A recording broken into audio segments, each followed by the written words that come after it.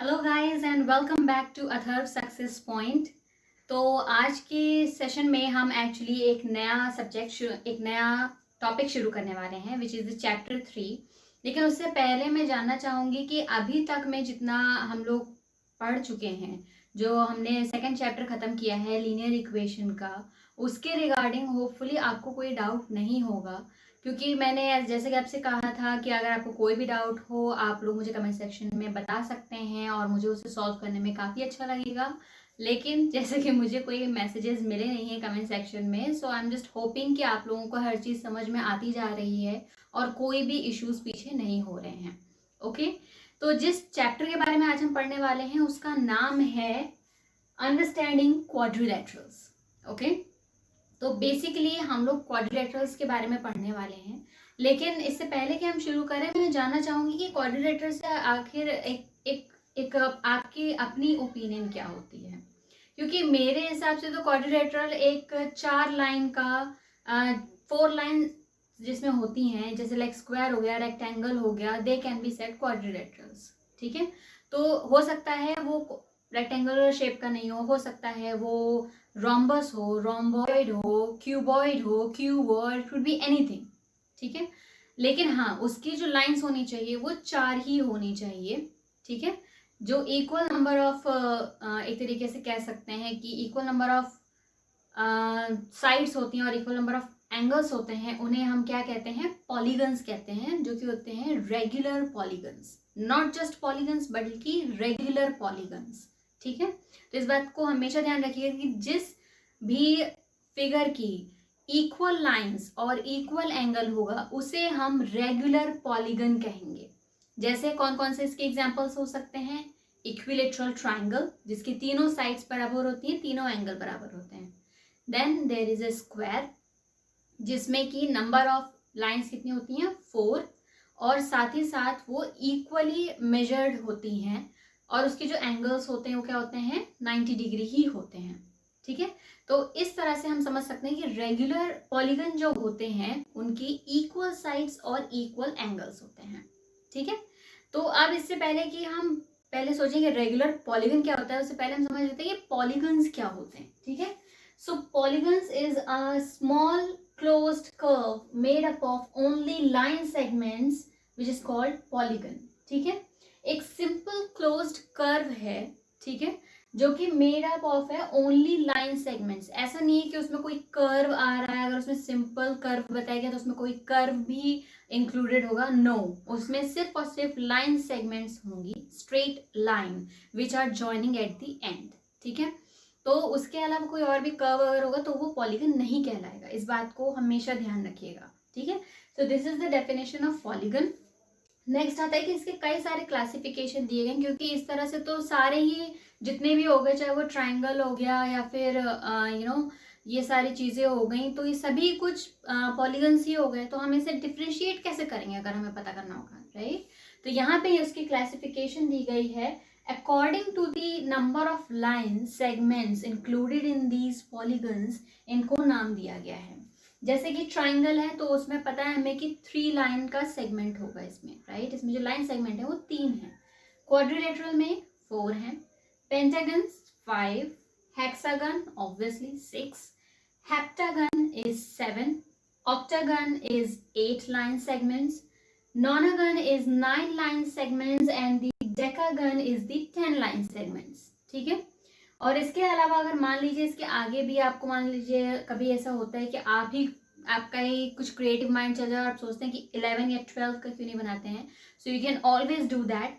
ठीक है, उसको हम क्या कहेंगे, जितना भी आप उसमें लाइंस बढ़ा रहे हैं, जो लाइन सेगमेंट्स है वो उसमें बढ़ा रहे हैं, वो नंबर यहाँ पे n की जगह पे आ जाएगा और उसके आगे GON लग जाएगा। ठीक है, just like decagon it could be like 11 gun.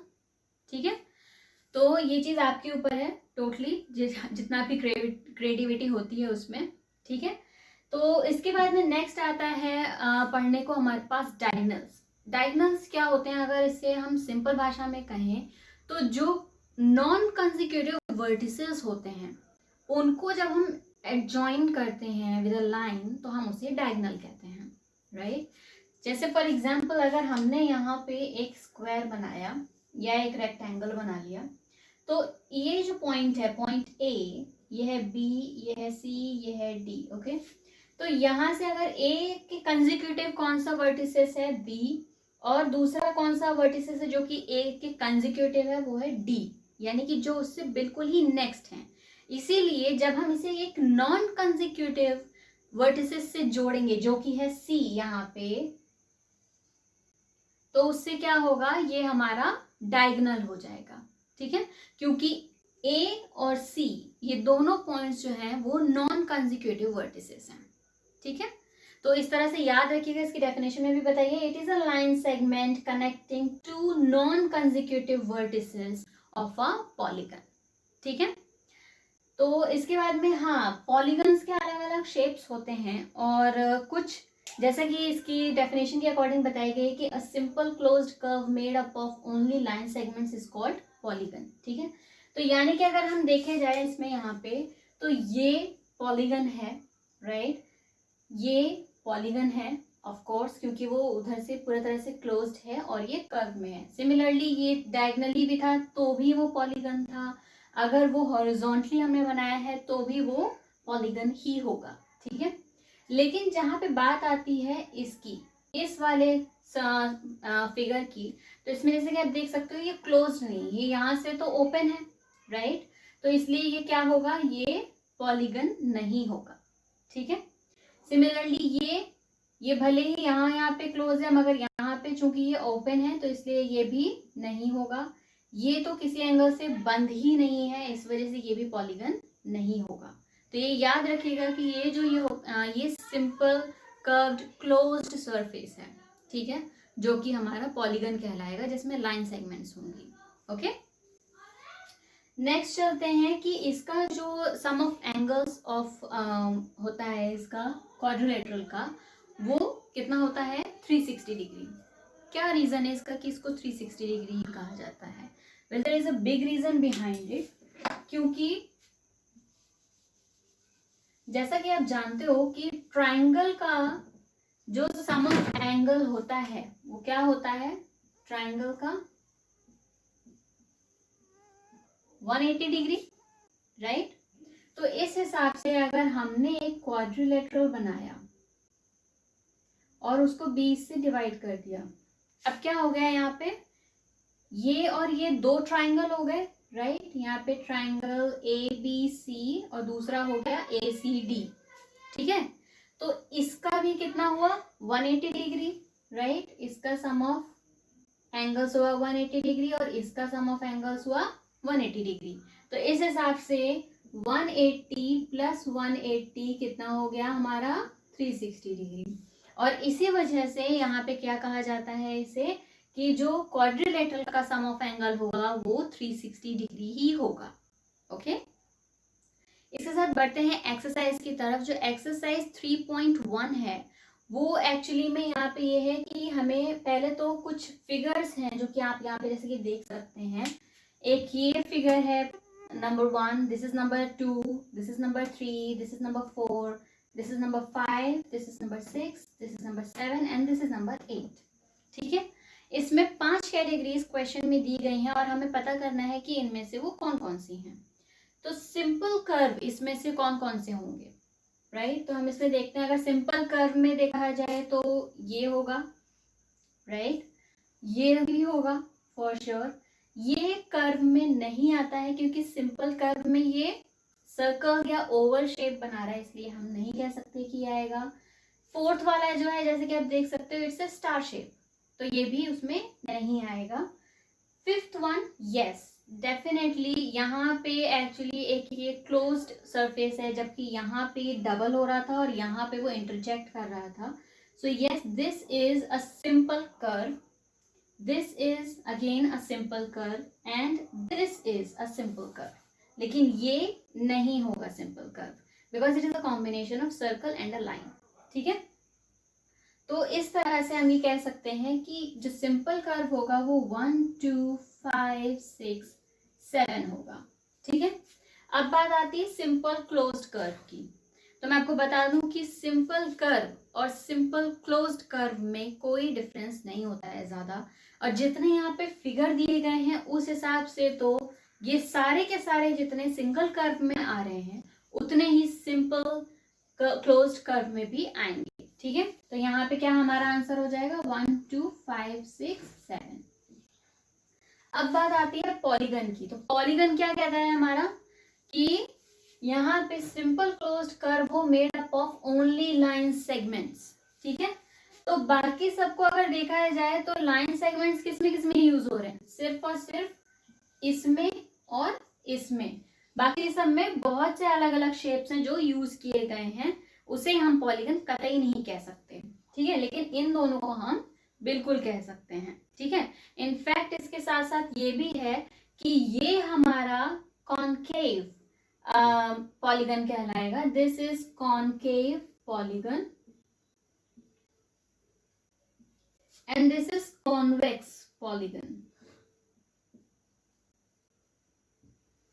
अब इसमें डिफरेंस क्या है, कॉन्केव पॉलीगन जो हो तो यहाँ पे जो ये होगा वो हमारा होगा कॉन्केव पॉलीगन, क्योंकि ये भले ही क्लोज्ड कह रहा है लेकिन फिर भी ये ऊपर से देखा जाए तो ये ओपन है, तो इसी वजह से ये हम कॉन्केव पॉलीगन कहलाएंगे।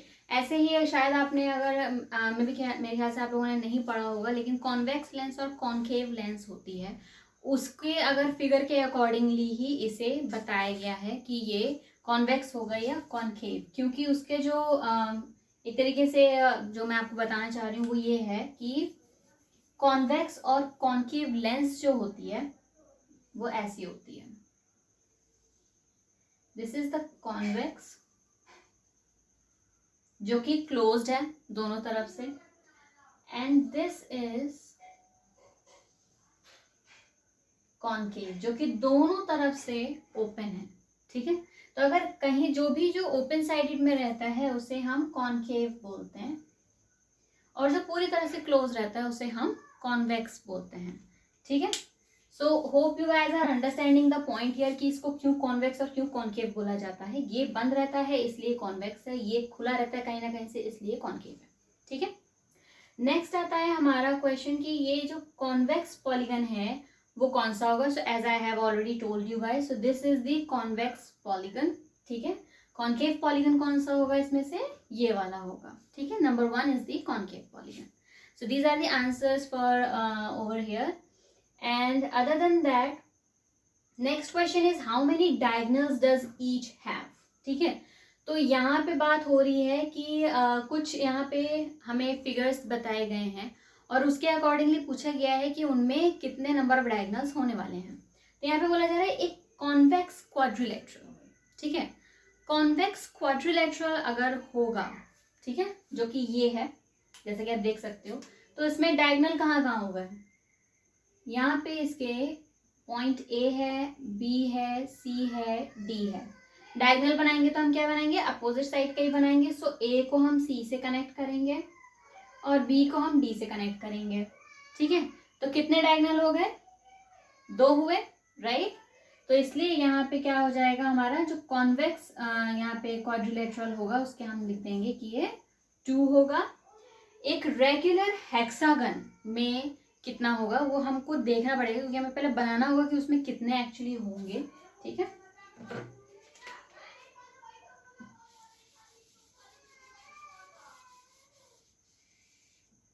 ओके। सो रेगुलर हेक्सागन का मतलब है कि उसमें 6 साइड्स होंगे, राइट। So 1 2 3 4 5 and 6। अब इसके जो ये नॉन कंसेक्यूटिव वर्टिसेस हैं उनको हम ज्वाइन करवाएंगे। तो हम पहले तो इसको नंबरिंग नेमिंग कर देते हैं, A B C D E F। Okay, A के पॉइंट को हम F से नहीं जोड़ सकते और ना ही B से जोड़ सकते हैं, मगर A को हम C से ज्वाइन कर सकते हैं, D से ज्वाइन कर सकते हैं और E से ज्वाइन कर सकते हैं। क्यों, क्योंकि ये सारे के सारे A के नॉन कंसेक्यूटिव वर्टिसेस हैं। तो A से हमें कितने डायगोनल्स मिले, 3। देन B से हम A और C को नहीं कनेक्ट कर सकते, तो हम इसको F से कनेक्ट करेंगे, E से कनेक्ट करेंगे और D से कनेक्ट करेंगे। तो कितने मिले हमें, अगेन 3, राइट। फिर आती है बारी सी की, तो सी को हम बी से या डी से कनेक्ट नहीं कर सकते, सी ऑलरेडी ए से कनेक्टेड है यहाँ पे, तो सी को हम दूसरा एफ से कनेक्ट कर देंगे और सी को हम ई से कनेक्ट कर देंगे। तो सी के भी थ्रू हमें कितना मिला, 3 मिल गए, राइट। अब डी की बारी आती है, तो हम उसे ऑलरेडी देख सकते हैं कि वो बी से कनेक्टेड है, ए से कनेक्टेड है और एफ से भी कनेक्टेड दिखा रहा है, ठीक है। तो यहाँ पे ये क्या हो जाएगा हमें कि यहाँ पे हमें जो टोटल नंबर ऑफ यहाँ पे डायगोनल्स मिल रहे हैं जो कि आप कहीं से भी इंटरसेक्ट नहीं होंगे, वो कितने होंगे, 9, ठीक है। तो इसलिए हम यहाँ पे क्या करेंगे, यहाँ पे हमारा जो आंसर हो जाएगा वो क्या हो जाएगा, 9। अब बारी आती है ट्राइंगल की, ठीक है। यहाँ पे है ट्राइंगल। अब इसमें हमें अगर ये ढूंढना है कि इसके जो नॉन कंसेक्यूटिव वर्टिसेस हैं वो क्या होंगे, ए बी एंड सी। ए के ही कंसेक्यूटिव बी और सी है, बी के ही कंसेक्यूटिव सी और ए है, सी के ही कंसेक्यूटिव ए और बी है। तो इसका मतलब क्या हुआ कि इस पूरे ट्राइंगल में किसी भी पॉइंट का नॉन कंसेक्यूटिव वर्टिसेस है ही नहीं, तो इसलिए इसमें कोई भी डायगोनल नहीं होगा। तो इससे हमें क्या पता चला कि ट्राइंगल का कोई भी डायगोनल नहीं होगा, ओके।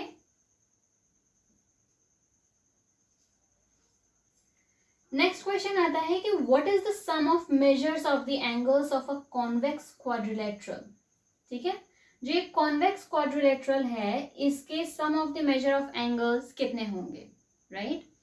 तो एज यूजुअल अगर हमने यहाँ पे जो हमने कॉन्वेक्स लिया था, इसको हमने बजाय 2 डायगोनल बनाने के सिर्फ एक ही डायगोनल बनाया, ठीक है।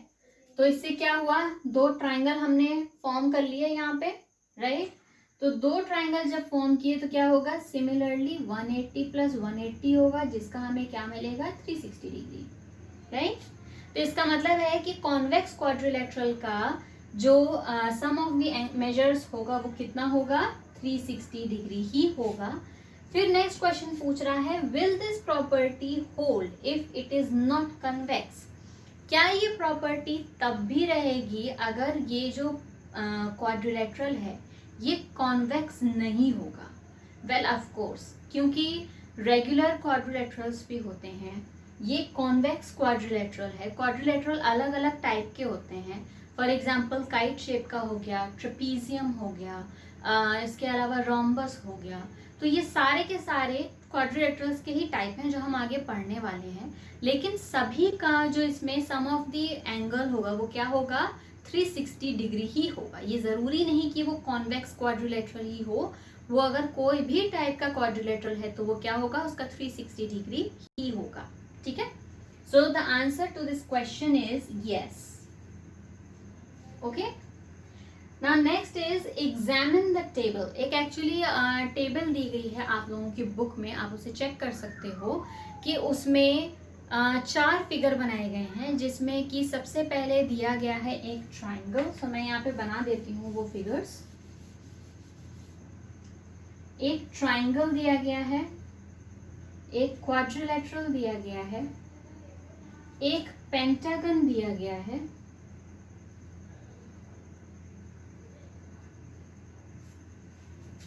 और एक हेक्सागन दिया गया है, ठीक है।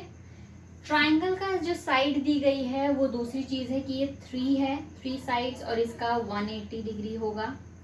इसमें बताया गया है कि इसकी 4 साइड्स हैं, और इसका मतलब है कि इसमें 4 अगर साइड्स इसमें दी गई हैं, सो इट्स 4 - 2 इंटू 180 डिग्री हो जाएगा।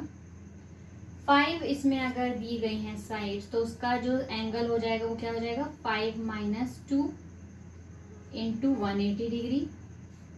और 6 में क्या हो जाएगा, 6 - 2 इंटू 180 डिग्री। तो इन सभी के एंगल्स पूछे गए हैं कि इसके बाद में सबके एंगल्स कितने होंगे। तो हम कह सकते हैं कि पहले वाले का जो यहाँ पे है वो क्या होगा, 180 डिग्री ही होगा। तो ट्राइंगल का डेफिनेटली जो फर्स्ट वाला है वो होगा 180 डिग्री।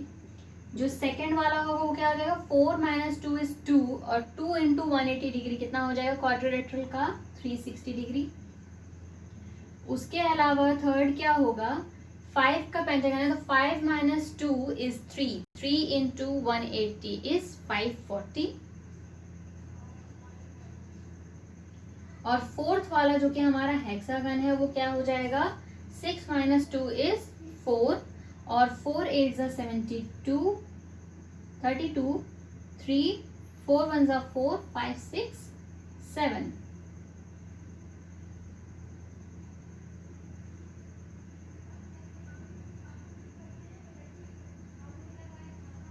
सो 720 डिग्री होगा हेक्सागन का। ठीक है, तो इसी तरह से आप आगे के भी निकालना चाहो तो निकाल सकते हो कि अगर इससे ज्यादा के होंगे तो वो कितने आएंगे। ठीक है, so that is not an issue at all यहाँ पे।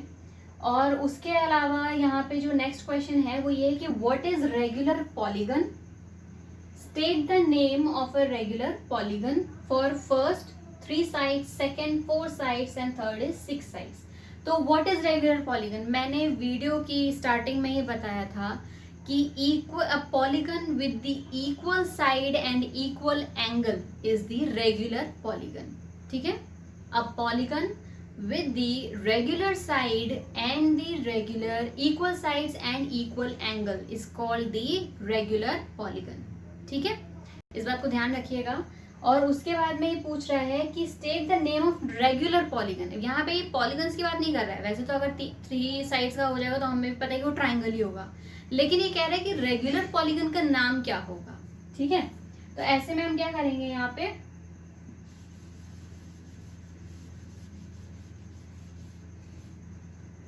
3 साइड्स का पहले जो रेगुलर पॉलीगन बनाएंगे वो क्या होगा कि उसकी इक्वल साइड्स होंगी।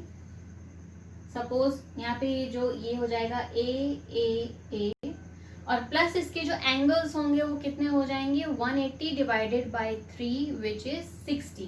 तो यानी कि यहाँ पे सारे के सारे जो एंगल्स होंगे वो होंगे 60 डिग्री के। ठीक है, सो इक्वल वो हो गया, एंगल हो गया, इक्वल साइड हो गया। तो ये हमारा कौन सा ट्राइंगल बन रहा है, इक्विलेटरल ट्राइंगल, राइट। सो 3 साइड के हिसाब से जो हमारा बनेगा वो होगा इक्विलेटरल ट्राइंगल।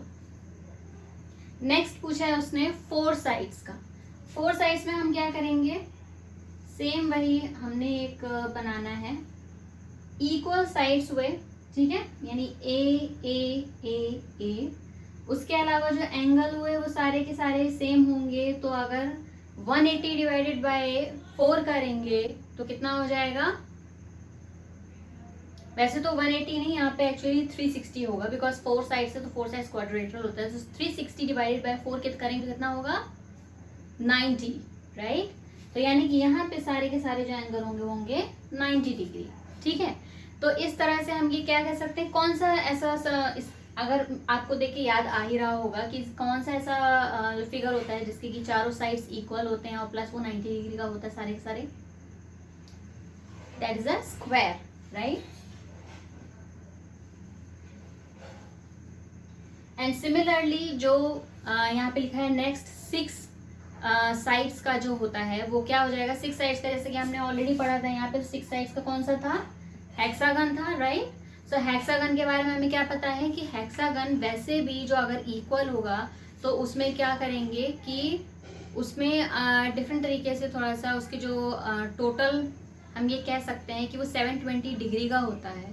तो 720 डिग्री में क्या हो जाएगा उसमें कि वो सारे के सारे इक्विवेलेंट हो जाएंगे, उस हिसाब से वो 120 डिग्री के बनाएंगे। ठीक है, तो हेक्सागन में अगर हम देखा जाए तो वो सीधे 6 साइड्स का जो होगा वो क्या होगा, जैसे 3 साइड्स का इक्विलेटरल ट्राइंगल था, 4 का स्क्वायर था, सिमिलरली 6 साइड्स का हो जाएगा हमारा hexagon. Because mostly hexagon has equal number of a regular hexagon has equal number of sides and equal angles. Okay, so this is regular hexagon. ठीक है, ट्राइंगल के साथ हमें रेगुलर लगाने की जरूरत नहीं पड़ी because that is equilateral triangle. Square के साथ हमें रेगुलर लगाने की जरूरत नहीं पड़ी क्योंकि स्क्वायर इटसेल्फ सेज कि उसके चारों साइड बराबर होते हैं और सारे एंगल बराबर होते हैं। मगर हेक्सागन के साथ हमें ये चीज़ करनी पड़ेगी because it's a kind of जो पॉलीगन के ही हिसाब से यहाँ पे एक्चुअली इसमें हेक्सागन बताया गया है। So that's not an issue कि अगर वो थोड़ा सा मतलब उसको डिफरेंट कर दिया गया, but just say that it is a regular hexagon, so that इससे कॉम्प्लिकेशंस कम हो जाते हैं और उसे याद रखने में भी ईजी होता है, ठीक है। तो अगर 6 साइड्स का कोई इक्विवेलेंट रहेगा तो उससे क्या होगा, हमारे में रेगुलर हेक्सागन बनेगा, ठीक है। लास्टली ये है कि नंबर 6 क्वेश्चन जो है वो उसमें अकॉर्डिंगली कुछ लाइक क्वाड्रिलेटरल्स दिए गए हैं जिसमें से आपको x की वैल्यू निकालनी है। तो वो हम नेक्स्ट सेशन में करने वाले हैं, जो नेक्स्ट क्लास हमारी होगी उसमें हम 6th क्वेश्चन से ही शुरू करेंगे, जिसमें हम थोड़ा बहुत हमें एक्चुअली प्लस माइनस और एंगल्स के बारे में जानकारी भी चाहिए होगी, ठीक है, क्योंकि उसमें एक्सटीरियर एंगल और इंटीरियर एंगल के बारे में भी हमें पता चलेगा, जिसके बारे में हम नेक्स्ट क्लास के बारे में पढ़ने वाले हैं। जैसे हमने ऑलमोस्ट 3.1 का जो लास्ट क्वेश्चन है वो 6 और 7 है, ठीक है, and both of them are quite similar. तो उसमें हमें दोनों में ही एक्स की वैल्यू निकालनी है और फाइंड आउट करना है, so that's not a big deal. और उसके बाद में हम 3.2 एक्सरसाइज शुरू करेंगे। Okay, so that is all for today's session and hope you guys are liking the video and understanding the point that we are discussing all together. अगर आपको फिर भी कहीं पे भी कोई भी डाउट होता है, चाहे वो छोटा हो या बड़ा, मुझे बहुत अच्छा लगेगा अगर मैं उसे सॉर्ट आउट कर पाऊंगी आप लोगों के लिए। कोई हेजिटेशन वाली ज़रूरत नहीं है कि आपका क्वेश्चन कैसा होने वाला है। All questions are more than welcome. Okay, so please do study hard, prepare for your exams and also जितना हो सके मैथ्स को प्रैक्टिस करते चलिए। हो सके तो बिल्कुल भी मत ही छोड़िए कि कोई भी दिन गैप हो, क्योंकि जितना ज़्यादा आप डेली बेसिस पे प्रैक्टिस करेंगे उतना ही ज़्यादा ये अच्छा होता जाएगा, ठीक है। So until the next session, thank you guys for your precious time and bye bye for now.